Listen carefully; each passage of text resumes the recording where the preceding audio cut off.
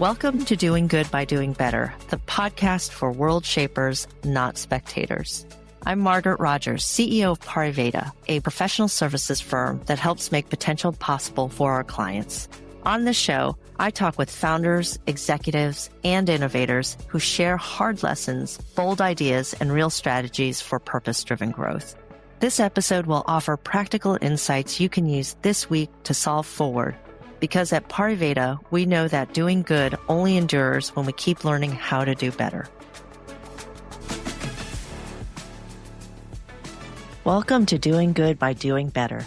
Today, I'm joined by Nima Farshchi, a very busy person at the University of Maryland's Robert H. Smith School of Business.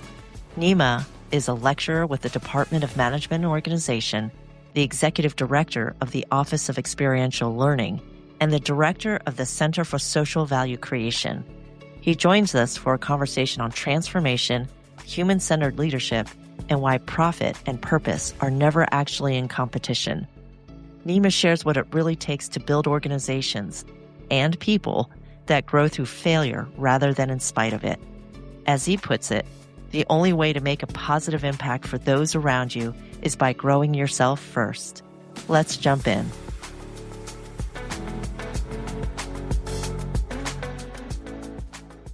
Nima, thank you so much for joining us. We're just excited to have you here. Excited to be connecting and always a pleasure chatting with you, Margaret. All right, so I got to ask you, your work spans strategy, innovation, transformation, but what I love about you is you always go back to human behavior as a real variable. And where did that come from? It's being part of the university community and being a stakeholder in every way. It always reminds me of it's about the students, it's about the faculty, it's about the staff, and it's about the learning. So I think coming back to humans has always been a common sense mindset for me. When I used to work in charter schools before being at the university, we always said, what's best for the kids? What makes sense for them? Not for our own egos, not for our own results, but don't forget about it. So when I'm thinking about classrooms, communities, experiences, it's always back to that one person. I think when someone hears even an organization like Pariveda, they might think this is a multinational, this is large, but in the end, it's Margaret, it's Tiffany, it's Sunny, it's the people who make it. So for me, that human focused design is what's most important, but not in theory in terms of real names, real people, real butts and seats. You know what's so funny? In leadership, one of my favorite things to say is you have to have the humility to know that it's not about you. It's never about us. We're just objects that are helping make others better. And the second you think this is my show, this is my dog and pony, you forget about who's actually there, what the real stakeholder is, and who the humans in the room are. You teach strategic management and negotiations. And one of your courses is Innovation and Equity in Conditions of Uncertainty and Diversity. Well, you can't be more uncertain than you are living in the world today. This last title to me says a lot. What is the thread that connects all of those things when you think about leadership? I think it's a mix of having that mindset of being a true servant leader and viewing humans where they are. When you're talking about uncertainty and diversity, people have lives outside of the roles they're doing. People have backgrounds, people have successes, and people have trauma. And being able to see the human where they are is what's most important to me. That main tie as a leader is having that candid conversation of what's going on today? What's going through your mind? And a friend and former leader in my life always brought up the phrase of no one wants to do bad at their job. No one goes in and says, I want to have a bad day. People want to be successful. And being able to remove those roadblocks to allow them to be successful is the most important part, because my mindset is always there's only so much I can do with my life. We have X amount of years left on this planet and X amount of hours to do it. But if we surround ourselves with individuals and allow them to do it, that's just compound interest. That's generational compound interest, thinking of it mathematically. So if you view the human numerically, it's better for the world, and emotionally, it's better for everyone around us. I know that students today, you and I talked about this before, where students today are in a very different place if you looked at students 5, 10 years ago. How would you describe how students are today, the differences in that span? I think it's a much larger focus on results than process. I think when you think about students, the next check mark matters. Can I get into college? Can I get a job? Can I get an accreditation? Can I be high paying? And some of these stresses and traumas are financial around us. Life is more expensive. There are additional roadblocks to being successful. There's greater challenges, greater populations, and greater difficulties to be as successful as it was for us. So that next check mark matters. And some of it's psychological when we're seeing on LinkedIn everyone posting, I have this promotion, I have this job, I have this award, there's that pressure and that nudge of, well, this person's life is perfect. And you're not having that candid conversation of, I had 12 failures to get to this success. You're seeing only the successes. So there's that additional push of, I just invested 4 years, X hundreds of thousands of dollars of my life, and this opportunity cost is real. So what can I do to recoup it? And being able to just one remind students of, yes, it is real, but the process is also real. To think, to grow, to fail, and to succeed is real as well. And having that mindset of, I need to grow as a person to be able to grow those results is real as well. So having those candid conversations of, I see your stress, I feel your pain, and in the end, there's still growth needing to happen. You can't just check another box and now you have a high paying, high demand job. You have to go through the processes as well. Yeah, there's really no shortcuts to that, No. right? One of the things that's energizing me right now is we talk about the intelligent failure based on a lot of the works of different authors that are out there. And one of the things we also talk about in our firm is that learning is a level of pain Yeah. because you make the mistakes and that's where you're going to most likely learn from what's happening. What's something that's energizing you right now in conversations you're having with folks, whether it be students or leaders in organizations? I think going back to what you said at a charter school I helped co-found, we always had this catchphrase called FATF, failure and difficulty are feedback and fun. And being That's able to awesome. reforming that mindset from this is struggle, this is pain, to this is just feedback and we're growing as humans. I think that's something that's energizing me. And we started talking about FATF to sixth graders with that mindset of, you're still not at a level of stress that you have. When we're speaking to college students, they've had 18, 20 plus years if they're grad students to go through that level of needing. So for me, what energizes me is trying to have those conversations with even a younger generation and starting them with that failure is great as long as you're growing from it. One thing I always say is, I don't think I've made a mistake in my life, not out of arrogance or ego. I've done plenty of things that were the wrong decision. But I think when it's a wrong decision and you grow from it, it's no longer a mistake. It's that next chance for you to actually become better. So, have there been a lot of mistakes I've made? Yes. Have I ever failed? No, because I've learned from it every single time. And trust me, there have been hundreds, thousands every day, week, month, year, but it's just trying to get better every day. I like to say I have an embarrassment of riches when it comes Yeah. to mistakes. Yeah. There's a lot in my history in Yeah. that world. One of the things that continues in the vernacular, especially in professional services, is transformation. The internet came out, when mobile came out, when SaaS came out, it was always about transformation. Of Yeah. course, AI is no different from that. Like when you think about how you talk about transformation when you first started teaching to what you're teaching today, how has that evolved over time? I think one thing that's important is not to view transformation as a symptom, but as a mindset. And what we work with our students to talk about is, by the time you graduate, if you're coming in 2026, by 2030, AI will not be what we are teaching. All of our lesson plans are not going to be the same. If we're thinking about how I started teaching a sustainability strategy class, 3 years ago, we called it ESG. Now we are rebranding it depending on how companies are rebranding it. If we're thinking about even something as large as the Sustainable Development Goals, there's an end date of 2030 from the United Nations. Our incoming freshmen will see the end date when they graduate. So when we're viewing transformation, my biggest thing is, don't go for the symptom, don't go for the hot button issue. Make sure everyone's aware of the hot button issue. But transformation should be taught as a mindset. And that mindset comes down to what is best with the resources we have for the greatest amount of people? Who are our stakeholders? How much do we value each stakeholder? How can we satisfy each stakeholder as much as possible? And what is that end result that is necessary for them? So when we're thinking about transformation for our students, how does this impact the employees we're working with? How does this impact the shareholders we're working with? How does this impact federal legislation that we work with? How does this impact our communities? How does this impact our suppliers, our purchasers? And how does this impact our greater ecosystem? And how is this impact changing? The mindset needs to be, let's view everyone.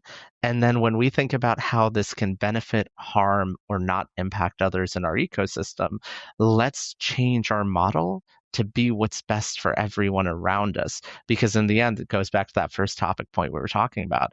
It's the people, it's every stakeholder in your ecosystem. Yeah, I was thinking about how also, I think one of the biggest mistakes people think about in terms of transformation is that it's a point in time.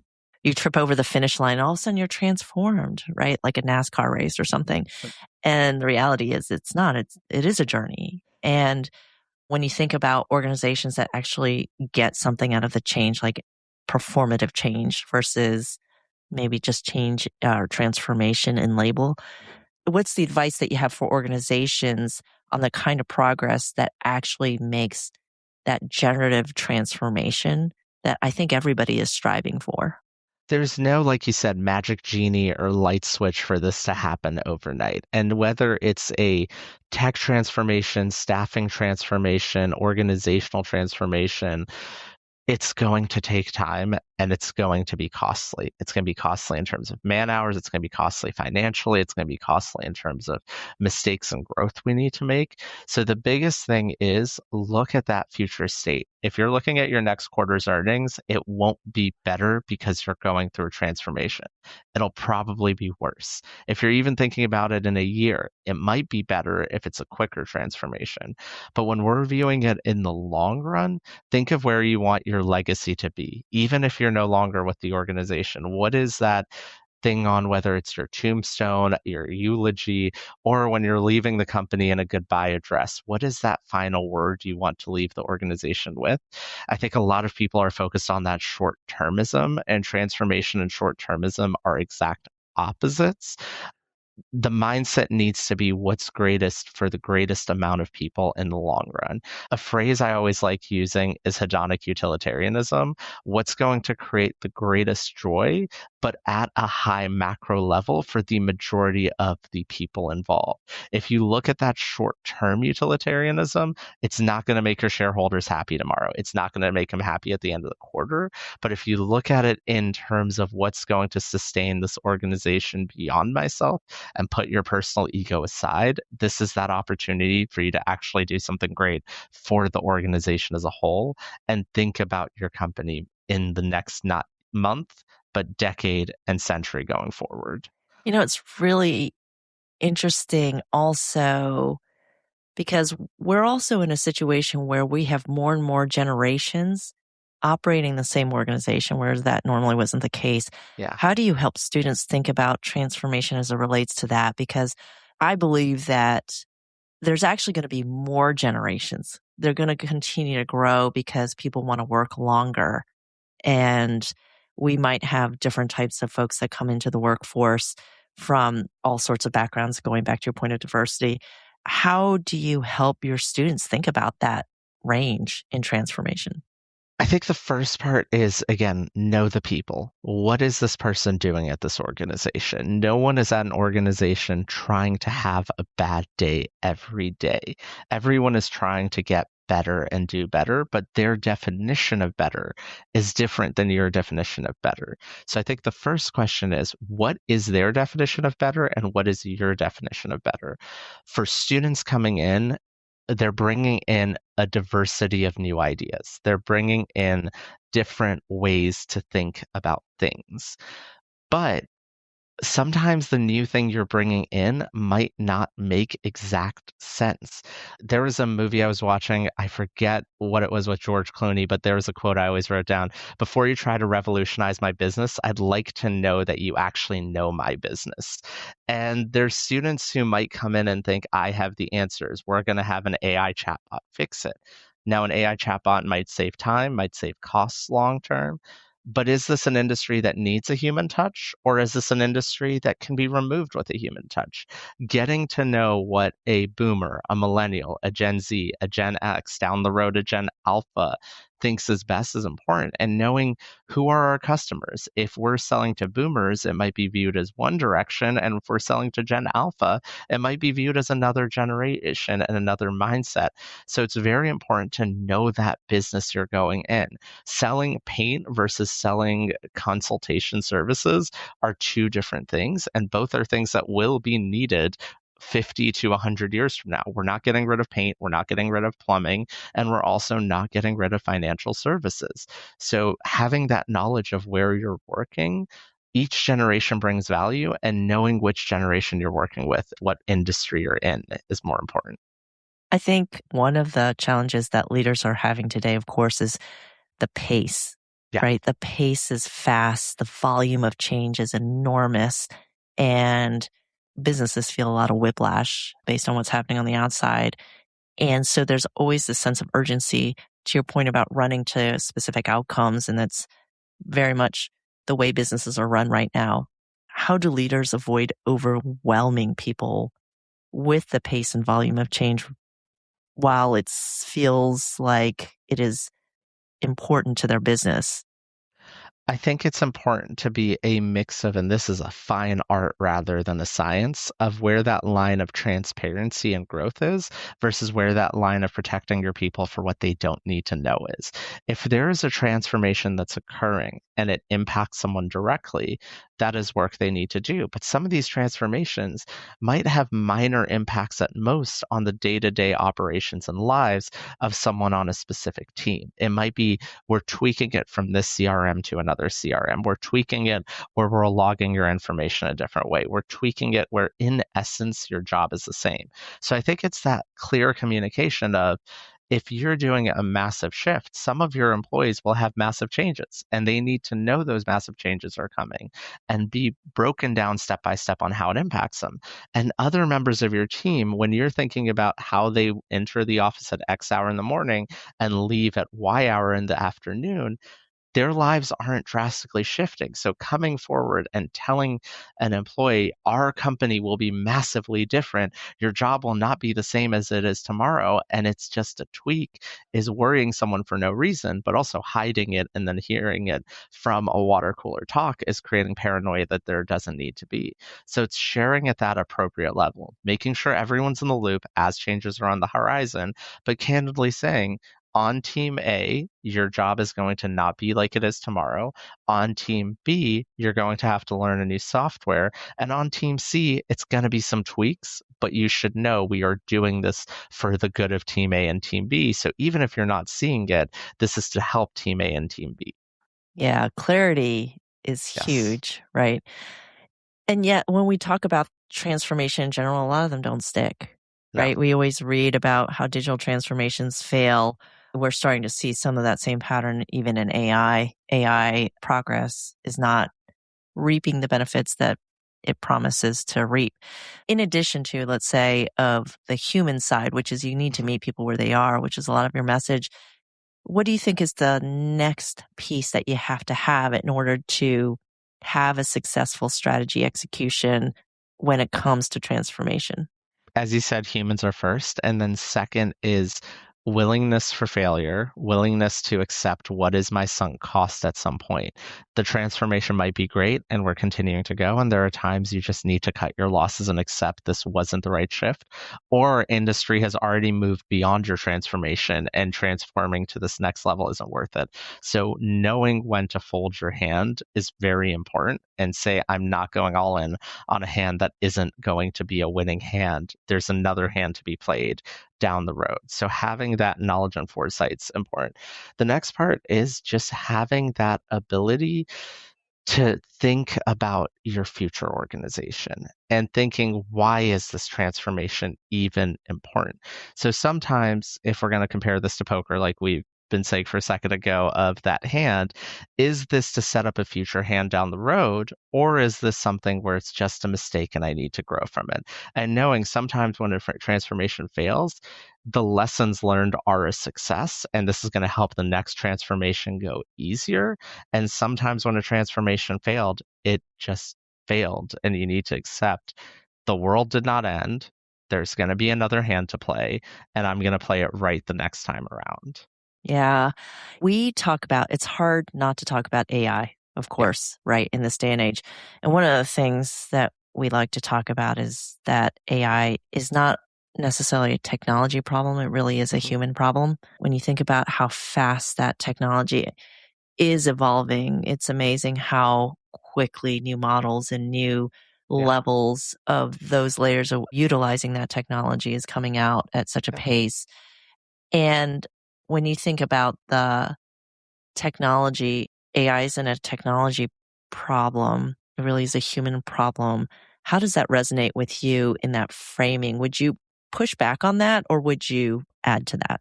I would 100% double down on that. I think one of the things our faculty members love to say is AI is not magic. AI is not coming up with a poof answer out of the ether.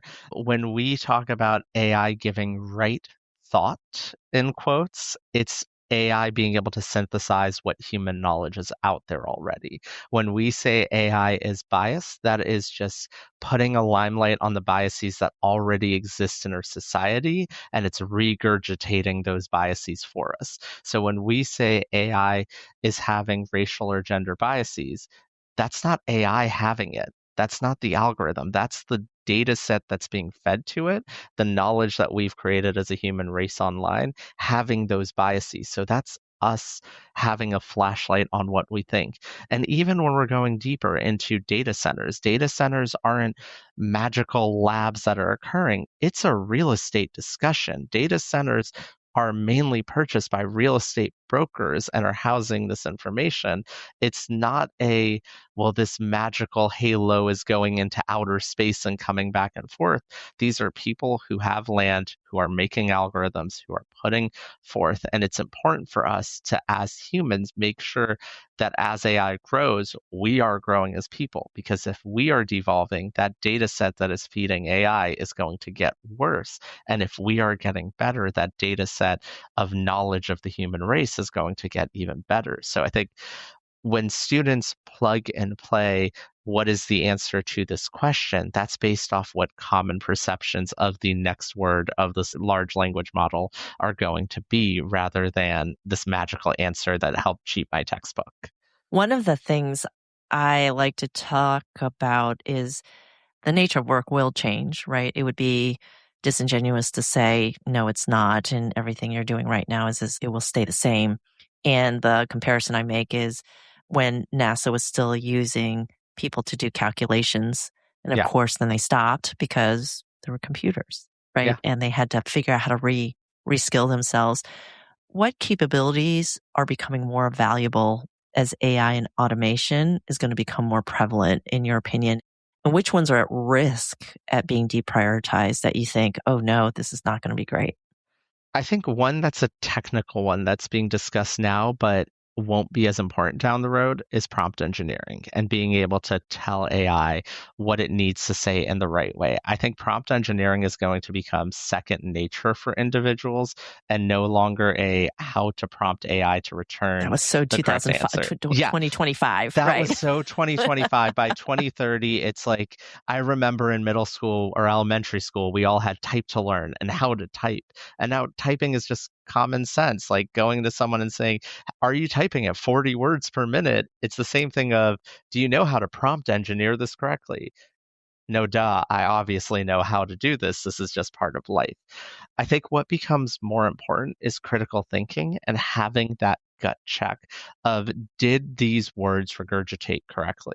One of the final assignments I give for my strategic management class is we're going to have a debate on a certain hot topic issue. Was Allbirds switching from shoes to going to AI the right decision? Lego is having new sustainability initiatives. Do these make sense or do they not make sense? Lots of updates with Patagonia and other B Corps as well. And the point of this assignment is, can you come up with an assigned viewpoints right perspective and have a 20-minute discussion with peers on this issue? And I say this is open internet, open AI. You can have your laptop in front of you, but I need you to have a human to human discussion in real time with your peers. And what Mm. becomes difficult is you can see the people who have internalized, have critically thought about this issue, use AI as a supplement of, wait, what was that one data point I forgot? It'll help me get that number. And the people who are deer in the headlights staring at their peers trying to type and say an opinion, and their peers like, no, I already refuted that in my argument a minute ago, are the ones who don't have that critical thinking and haven't internalized the issue. So I think AI is going to eliminate the need to spend hours and hours researching. Like you said with NASA, a computer can do the math. We don't need to write on it on a chalkboard like Hidden Figures anymore. We're able to actually get that answer. But how we use that answer, NASA still needs to utilize, well, this isn't going to magically launch a rocket. We need to still have test cases. AI is going to give you the number, but how you use that number is what's more important in 2026 and beyond. I think that's huge. You're also touching on another place where I find it really interesting. So often AI is used and advertised as like, hey, winnow away your busy work, which might include answering emails and things like that. And what I'm finding is that as I get emails, I feel like more and more emails are generated that are sent to Yeah. me. And I can tell because it tends to be very generic.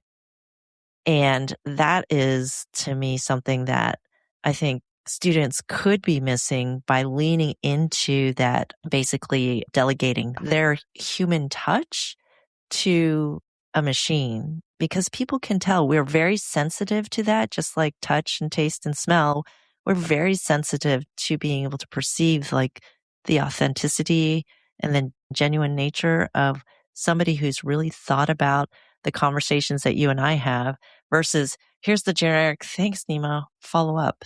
I think the biggest thing is, if you're asking for a job, a favor, a network connection, a next step, and you don't have enough energy and effort to write a real email, they're not going to reciprocate with it. Back before there was AI to write cover letters, people might say, I don't want to write a whole essay about this job. Why am I writing a cover letter? If you don't have the energy to write one page about why you should have this job, how are you going to work this job 40, 60, 80 hours a week for the foreseeable future? If you don't have the energy to write one email of, I'd love to connect with you on next steps, how are you going to be a good phone call? And they're just not going to assume the entire conversation you have will be AI generated as well. And it's just a check mark to say, I'm LinkedIn connected with you.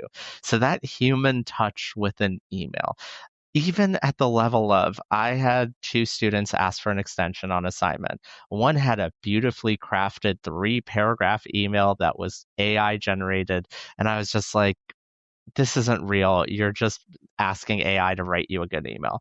Another one said, I wasn't able to do my homework because of my carpal tunnel, and misspelled carpal tunnel as carpool. And I was just getting a giggle. I'm like, okay, maybe you don't know what's wrong with you, but at least you had the effort to write me a bad email. I'll give you 24 hours and tell you, next time, make sure you know how to spell what you're saying you have. But at least you tried. Whereas the other one, I'm like, this wasn't even you personally giving me a reason. I don't know what's real, and I don't know what AI generated. I know you misspelled carpal tunnel because AI will never spell it carpool tunnel. But at least I know you're being honest with me right now. It might have been carpool. Yeah, it You're might in have a been a late night. the tunnel of the carpool impacted their shoulder and their arm. They just couldn't drive all night with it, but it So, what do you think younger generations now entering the workforce expect from leaders that previous generations did not? I think one is a level of respect that didn't exist before. I think in the past, there is you are my boss, I report to you, I do what you tell me, and you pay me in exchange. The engagement we have is a very transactional, I give you 40, 60, whatever hours of my life, I do what you tell me to do, and you will give me a paycheck in return. The paycheck isn't enough for this new generation. They are definitely expecting a paycheck and much more than we expected in the first place with this new generation coming out. But there needs to be a certain level of honesty, trust, and respect of you're not just a child. Now, on the flip side, the new generation needs to be taught there is a lot to be learned, and you're not going to be a CEO as a 22-year-old, and you need to earn your stripes. So it's important to have that healthy level of dialogue of I'm not viewing you as a 5-year-old and telling you to bring me my coffee every day. But on the flip side, when I tell you to do something, it's coming from my levels of experience. One thing that I love to refer back to is in one of my charter schools, we had this mindset called piggy bank theory, and we worked with it with kindergartners.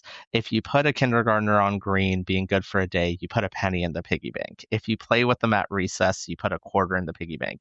If you call home and tell mom they had a great day today, you put $1 in the piggy bank. But if you put them on a timeout for the day, you might have taken $2 out of that piggy bank. And if you ever end up with a negative balance and break the piggy bank, your respect and trust with that 5-year-old is completely gone.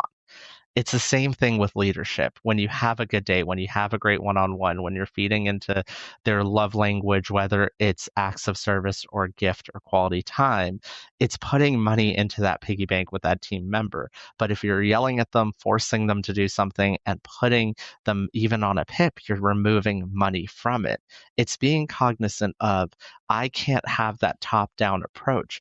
Being able to give someone work isn't putting in as much money into a piggy bank of trust that it was. And it's for leaders to understand the calculus of piggy bank theory has changed. A millennial might have a different value for having a good one on one with their boss than a Gen Z might, than a boomer might. Giving a Thanksgiving turkey means a lot more for a boomer. And for a millennial, they'll be like, well, I found the new hot restaurant on Belly. Why did you give me a frozen turkey to take home?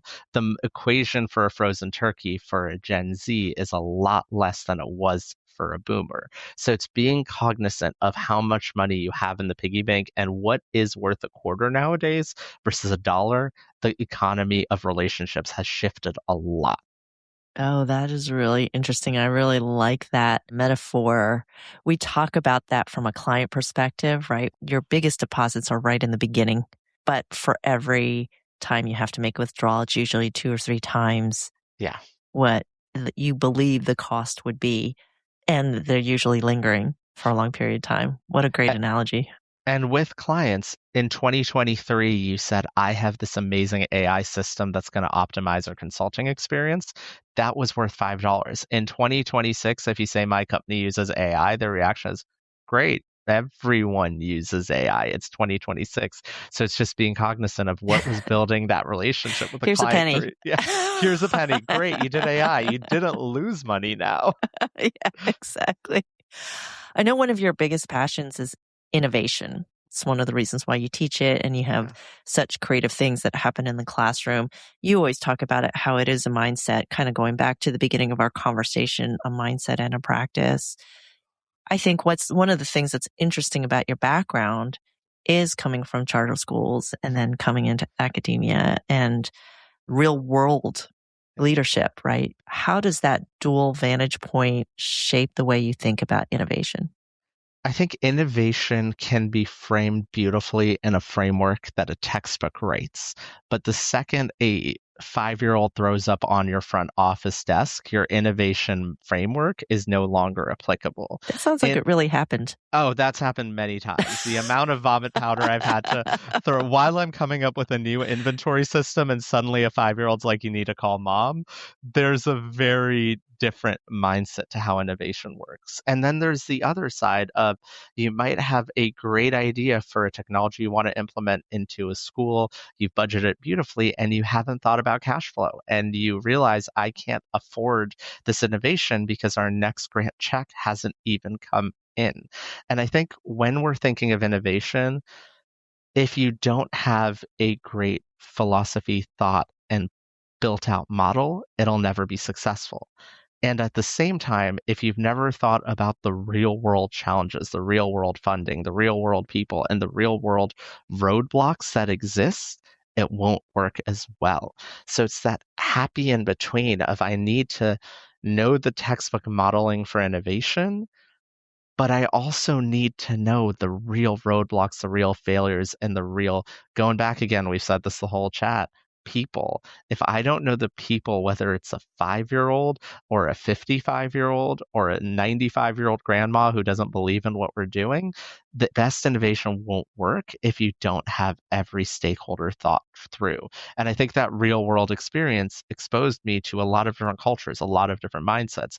What Bed-Stuy, Brooklyn looks like is very different than Ward 7 and Ward 8 DC. What we're looking at in College Park versus what we're looking at in Ward 3 of DC are very different as well. So being able to know that community, and the biggest issue is when you don't make yourself a part of it. The first phrase that was immediately expunged from my language when I started working was don't say the community. The community removes yourself from the community. It's our community. You are part of this ecosystem now, whether you want to be or not. You're part of the good, you're part of the bad. You are it. So if you are acting like you are an outsider and not putting yourself in everyone's shoes because now you're part of this group, as a consultant, you're not an employee, but you're still a stakeholder of the process. How can you put yourself in those shoes because now you are part of those shoes? You have such a strong and clear belief system. What's something that you've changed your mind on in the last few years about leadership transformation or how organizations should be working?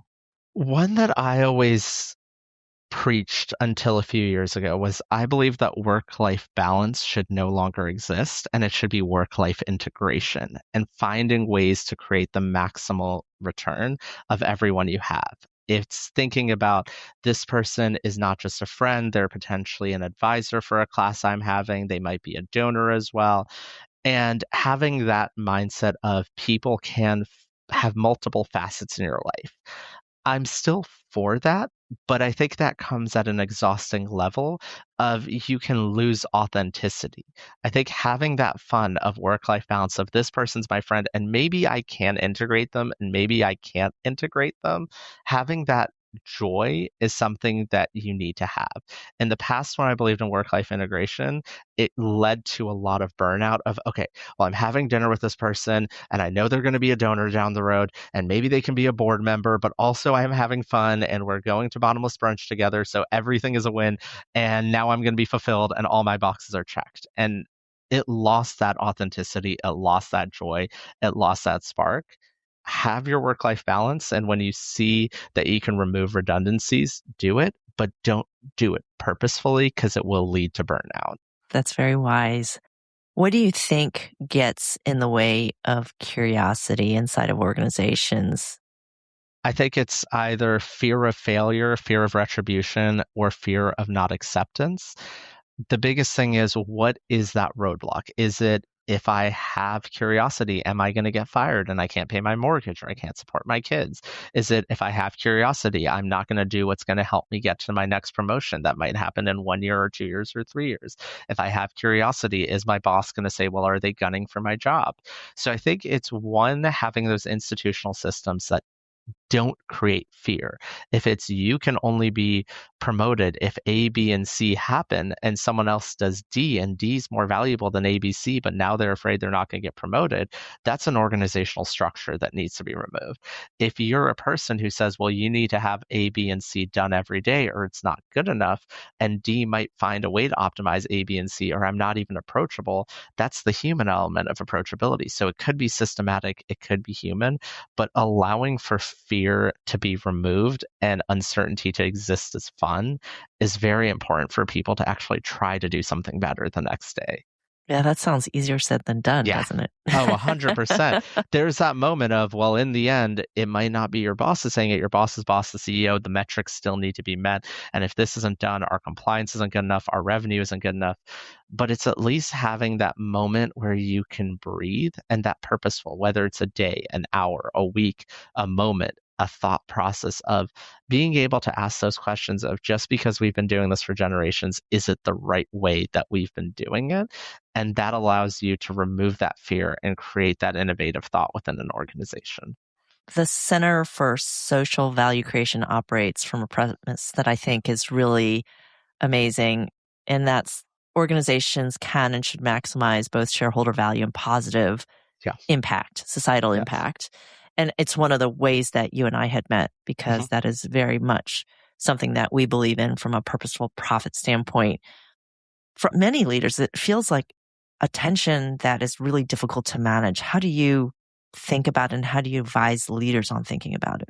The tension between that organizations can and should maximize shareholder value while providing positive impact to society. How we think of things here at CSVC, like you said, is profit and purpose are not in competition.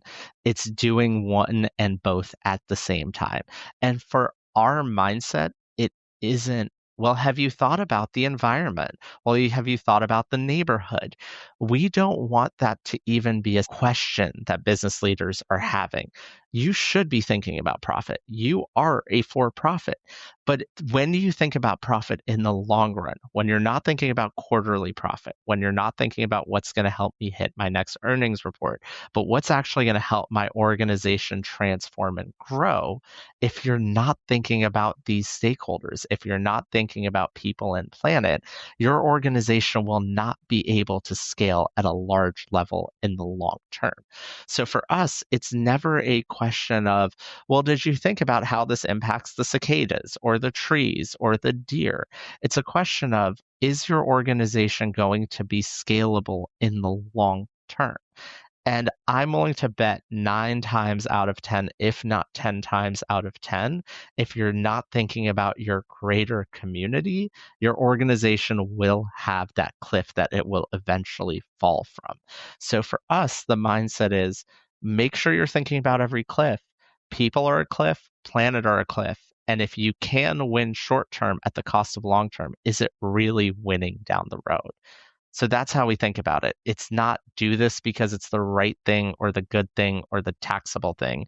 Do this because it's the business savvy thing when we're thinking about long termism. You talked about before how ESG is even changing, like how you guys are also shifting and adapting to what organizations are doing. What do you think is getting lost in the conversation around social value, especially as it gets reduced to just the frameworks and the compliance piece? Like, what do you think needs to be really reclaimed in this area? I think one thing that's lost that doesn't need to be reclaimed is performative good. I think the fact that people have shifted from greenwashing a mindset of saying they're doing good when they're not to green hushing to hiding where they're doing good, at least no one is willing to greenwash in this current state. There is no point to lie about doing good. You're just not doing it. So I think one thing that shouldn't come back ever is greenwashing. And that nowadays it doesn't exist because people just don't do it. You don't win from lying about doing it. Everyone hates you in that case. Right. Now, one thing that does need to come back is being able to be transparent. And I think there was a increase in financial and data transparency, whether that was compliance for the SEC and 10K reporting, or whether that was open reporting, for instance, with B Corps and having your annual impact report. I think the amount of data that is being put out in the ether has decreased from companies. The companies who care and are doing good are still sharing their wins, but companies who weren't doing good and were greenwashing weren't at least putting that data out there for people to analyze what is working and isn't working. So I would love to see more disclosures. And even if you're not doing great with your scope 3 carbon emissions, I want to see that. And there's ways we can grow from that. don't say that we're having a 2050 promise where none of us are going to be alive by that point to even think about it or not think about it for net zero. Let us know what you're doing. And even if you're not going to hit net zero, let's at least make minimal gains every year because growth is more important than being perfect. Even if you're not net zero, but you improved on reducing carbon output, that's what matters for your business model. What do you think is the role of the next generation of business leaders in shaping what value creation means? And how are you instilling that at Smith? I think one is bringing in your human authentic candor. And one thing we actually just recently had is a conscious business and conscious leadership seminar to discuss when are you not doing things because it's the right business choice to do, but when is it I, as Margaret, as CEO, am saying this is what we're doing because it is the right thing. So I think the first thing that we need to reinstill is whatever your values are, we're not here to tell you what's right. We're not here to tell you what's wrong. We're not your parents. We're not your morality police. That's not why a university exists. We're here to allow you to make that decision that you think is right. And for lack of a better term, just go with your gut. If your values are saying to do A, do A. If your values are saying to do B, do B. We're not going to tell you what A and B are, but do it not because AI told you. Do it because your heart, your brain, your common sense, or who you are told you to do it.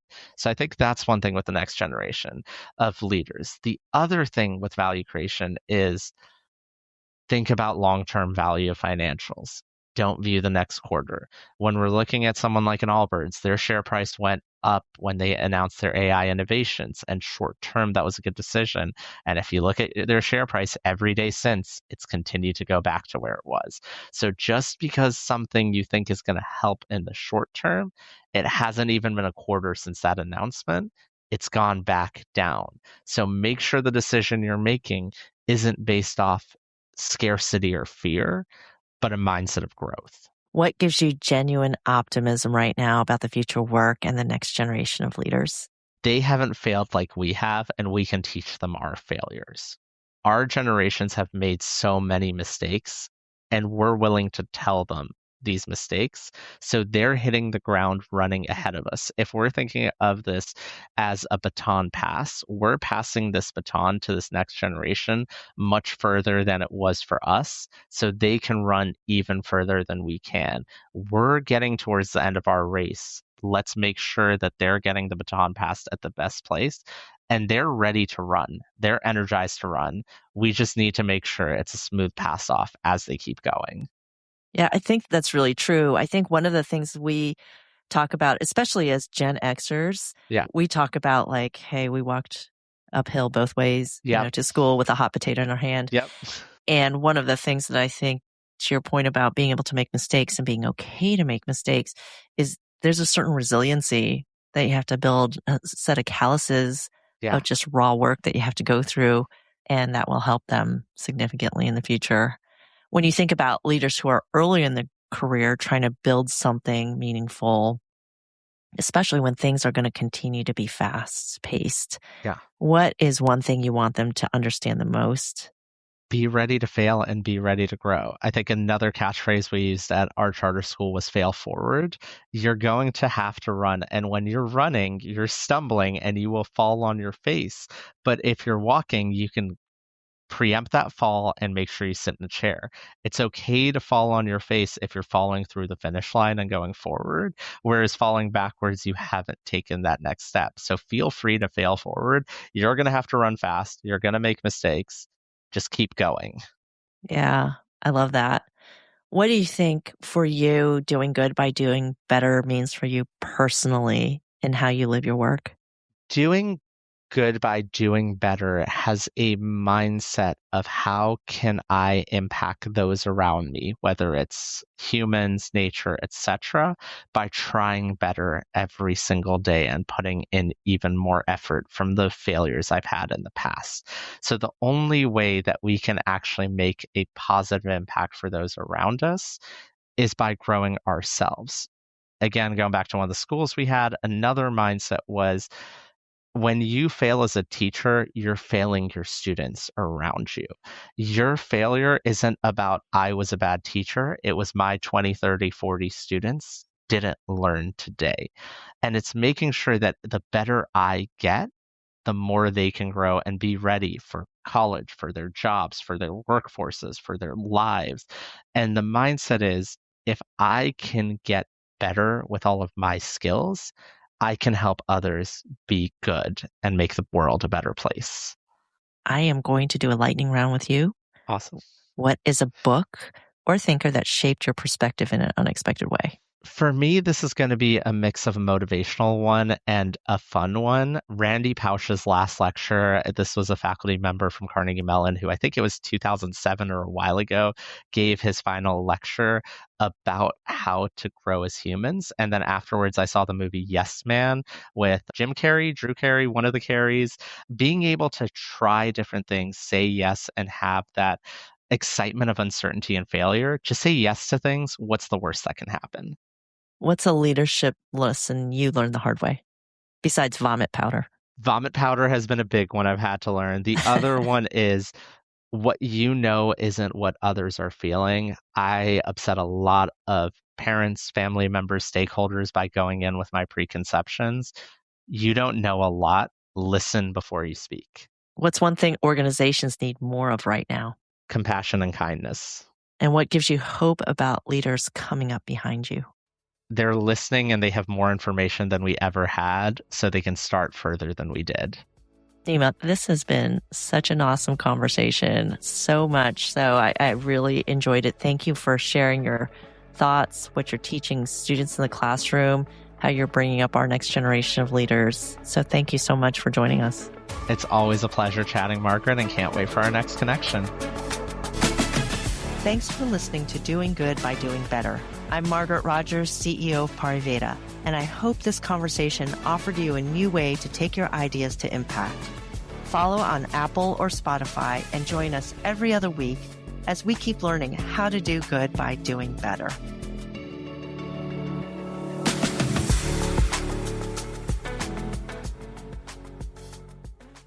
This podcast was edited and produced by Resonate Recordings.